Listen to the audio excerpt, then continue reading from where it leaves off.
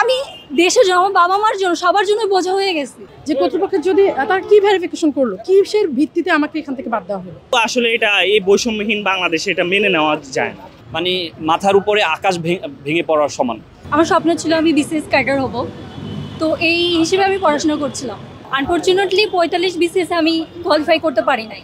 তারপরে আমার এই 40তম যে সাব ইন্সপেক্টর নিয়োগটা আসলো, সেটাতে আমি অ্যাপ্লাই করি, কারণ আমি মাস্টার্স করি নাই। আমি তখন বিসিএসের জন্য আমার এমএস ফার্স্ট সেমিস্টারের পরীক্ষাটা আমি দিতে পারি নাই, যে কারণে আমার ফ্যামিলিও, আমার বাবা অসুস্থ ছিল। আমার বাবা 2020-এ প্যারালাইজড হয়ে যায়।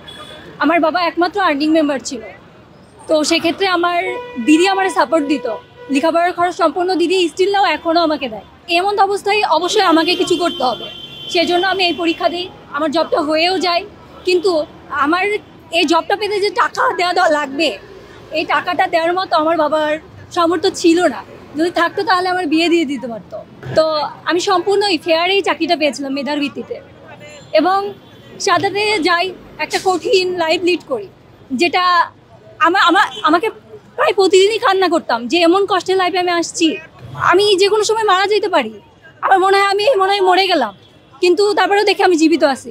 এটা ভেবে আমি ভাবি যে হয়তো এখান থেকে বের হবো আমি একদিন, আমি চাকরি করব, আমি বেতন পাবো, আমার বাবা মাকে আমি দেখতে পারবো, আমার বাবা মার দায়িত্ব নিতে পারবো, আমার বাবার কষ্টের দিন শেষ হবে। কিন্তু সেই দিন তো শেষ হলো না। শেষ হইলেও একটা ডিপ্রেশন, স্ট্রেস, এবং আমি আমার বাবা পরিবারের জন্য আবার বার্ডেন হয়ে গেলাম। তো এটা যে আমার জন্য কতটা অমানবিক আমি জানি না, কিন্তু সাদাতে যে কজ দেখে আমাকে বের করা হয়েছে, সেই কজটা একদমই অযৌক্তিক আমার কাছে মনে হয়েছে এবং অমানবিক। কারণ সাদাতে এমন ছোট ছোট অনেক ইনডিসিপ্লিন বিহেভ, একটু ছোট, কারণ এতটুকু মানে কারো সাহস নাই যে এরকম ইনডিসিপ্লিন সে করবে, এমনভাবেই ট্রেনিং দেওয়া হয় এবং এটা খুলে ছোটোখাটো পানিশমেন্ট দেওয়া হয়। কিন্তু আমাকে সেইটা না করে, যদিও আমি কাজটা করি নাই, তারপরেও আমাকে চাকরি থেকে অব্যাহতি দেওয়া হবে। এটা আমার জন্য কেমন? আমি এখন আমি দেশের জন্য, আমার বাবা মার জন্য, সবার জন্য বোঝা হয়ে গেছি, এবং সবাই আমাকে বলছে আমি সুপারিশ নিয়ে গেছি, অনেকে অনেক নেগেটিভ কথা বলতেছে, কিন্তু আমি তো এসব কিছুর সাথে সম্পৃক্ত ছিলাম না। তো এটা আমার জন্য অনেক স্ট্রেস। আমি তো আমার লাইফটা অন্ধকার দেখছি, আমি কিছুই করতে পারতেছি না।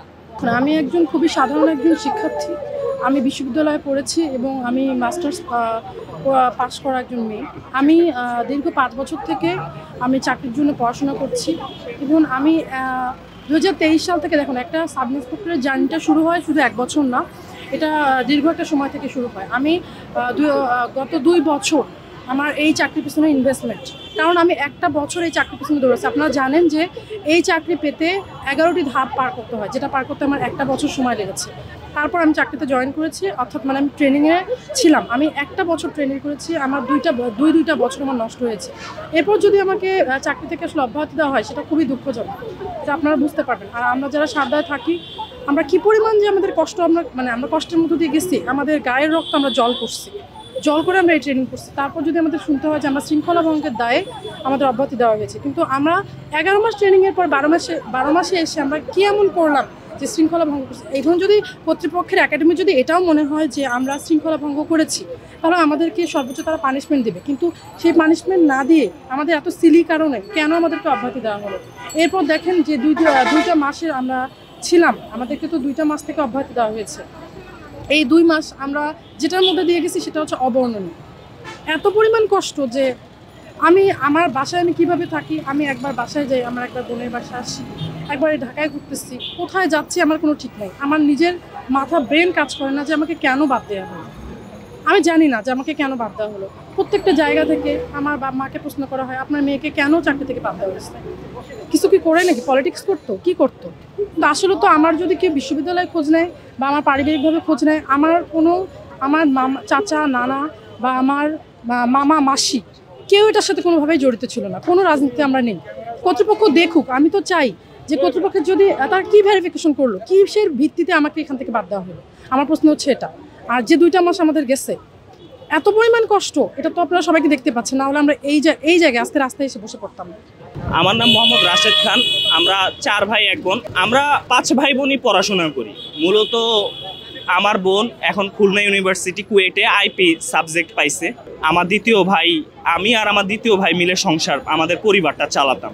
আমি টিউশন করাতাম, আমার কোচিং সেন্টার ছিল, প্রচুর পরিমাণে আমার মোটামুটি ভালো স্টুডেন্ট ছিল। এমনকি আমি আর আমার দ্বিতীয় ভাই মিলে আমাদের পরিবারটা ধরে রাখছিলাম। ঢাকা শহরে 7 জন মেম্বার, বাবা মা সহ থাকাটা খুবই কস্টিং। তো আমার যখন এই জবটা হয়, আমার বিসিএস প্রিপারেশন ছিল 45-এর, কিন্তু আমি আর কোনো ধরনের চাকরির অ্যাপ্লাইগুলোতে আমি অ্যাপ্লাই করতে পারিনি। এমনকি আমার যখন এই চাকরিটা হয়ে যায়, আমার প্রথম চান্সে আমার চাকরিটা হয়ে গেছে। আমি 525 টাকায় আমার জবটা হয় মূলত। তো আসলে যখন চাকরিটা হয়ে গেছে তখন আমি চিন্তা করলাম যে এটা শেষ করে এসে সেখান থেকে বিসিএসসি প্রিপারেশনটা নিব ইনশাল্লাহ পরবর্তীর জন্য। তো মূলত পরিবার ছেড়ে ট্রেনিং করলাম, বিনা বেতনে 1 বছর ট্রেনিং করলাম। আসলে এখন আমাদের 14 মাস চলতেছে। তো আমার দ্বিতীয় ভাই পুরো পরিবারটা, সংসারটা চালাচ্ছে। এমনকি আমার মার স্বর্ণ গয়না যা ছিল বন্ধক রেখে, আপনারা জানেন ট্রেনিং সেন্টারে আমাদেরকে নিজের খরচটা অনেকটা বহন করতে, আমাদেরকে ভাতা দেওয়া হতো 1825 টাকা, যেখানে আমাদের বয়দেরকে বেতন দিতে হতো 2000, 2500 টাকা। এছাড়া বিভিন্ন শিট ফি, এছাড়া ইউনিফর্ম, জুতা, বেল্ট, বিভিন্ন সব কিছুই নতুন লাগবে। তা আমরা এই টাকাগুলো সেখানে ম্যানেজ করে বিভিন্নভাবে কষ্ট করে সেখানে দীর্ঘ 1 বছর ট্রেনিং করলাম। সর্বশেষ পর্যায়ে এসে যখন আমাদের ডিসচার্জ করা হইলো, আমাদেরকে মূলত আসলে আমরা এভাবে কখনো ডিসচার্জ মানতেই পারিনি। আমাদেরকে রাস্তার মধ্যে এসে ডিসচার্জ পেপার হাতে দিয়ে যাওয়া হয়েছে। আর এখন মূলত আসার পরে আপাতত ধরেন নভেম্বর ডিসেম্বর মাস টিউশন পাওয়াটাও এখন, আর আরেকটা চাকরি যে শুরু করব বর্তমানে, আর বিভিন্নভাবে অ্যাপ্লাই করতেছি বিভিন্ন জবগুলো, কিন্তু যখনই আমরা এখান থেকে ডিসচার্জ হয়েছি এটা তো কোনোভাবে মানতেই পারতেছি না।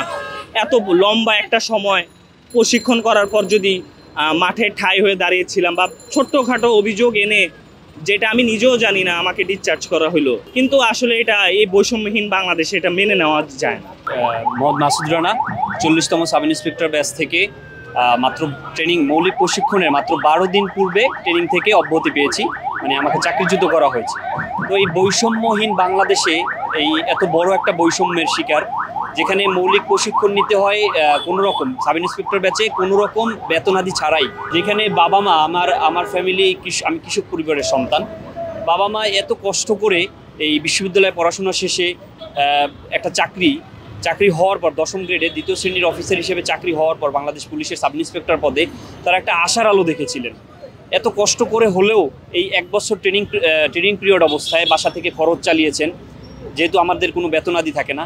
তো ট্রেনিং শেষ হওয়ার মাত্র 12 দিন পূর্বে চাকরি যাওয়া এ যেন মাথার উপরে আকাশ ভেঙে পড়ার সমান। এখন আমার বাবা, তারা পুনর্পেশায় আবার নিজেকে নিয়োজিত করতে হচ্ছে। প্রতিদিন সামাজিক, মানসিক এবং শারীরিক চাপের মধ্য দিয়ে যেতে হচ্ছে আমাকে। আবার সেই আগের পেশায়, আমি যে টিউশনি করে নিজের পড়াশোনার খরচ চালাতাম, এখন সেই চাকরির পড়াশোনার পাশাপাশি নিজেকে টিউশনি করাতে হচ্ছে। মানুষের কথা শুনতে হচ্ছে যে কেন চাকরি গেল, নিশ্চয়ই কোনো সমস্যা হয়েছে। যেখানে নিজের যোগ্যতা দিয়ে 11টা ধাপ, এই সাব ইন্সপেক্টর ব্যাচে ভর্তি হওয়ার জন্য, চাকরি নেওয়ার জন্য 11টা ধাপ অতিক্রম করতে হয়। প্রথমে ফিজিক্যাল ট্রেনিং, তারপরে কম্পিউটার টেস্ট, রিটেন, তারপর কম্পিউটার টেস্ট, তারপর ভাইবা। এর আগে আমি 26তম সার্জেন্ট ব্যাচেও ভাইবে দিয়েছিলাম, তখন আমি ওখান থেকে বাদ করেছি। কিন্তু 40তম সাব ইন্সপেক্টর ব্যাচে আমার লিখিত পরীক্ষা ভালো হয়েছে এবং সবগুলোতে আমি সফলতার সাথে উত্তীর্ণ হয়েছি।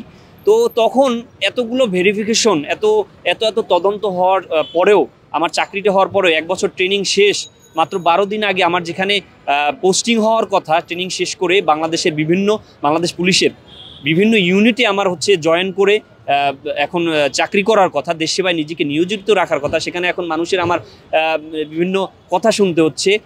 আমার নিজের জীবনের সাথে আমার পরিবারকে নিয়ে যুদ্ধে নামতে হয়েছে।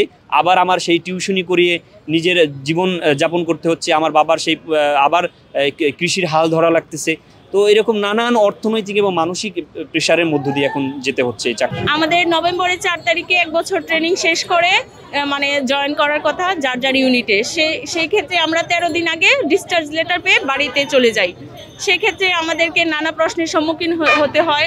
আমাদের একটা স্বপ্নভঙ্গ, যেখানে আমরা কত স্বপ্ন নিয়ে 1 বছর ট্রেনিং করেছি যে চাকরিতে যোগদান করব, সেখানে আমাদেরকে ডিসচার্জ লেটার দিয়ে দিছে। সেক্ষেত্রে আমরা পারিবারিকভাবে, সামাজিকভাবে অনেক সমস্যার সম্মুখীন হতে হয়। যে কেন আমরা নিশ্চয়ই কোনো অপরাধ করেছি, কিন্তু আসলে তো আমরা সেরকম কোনো অপরাধ করিনি।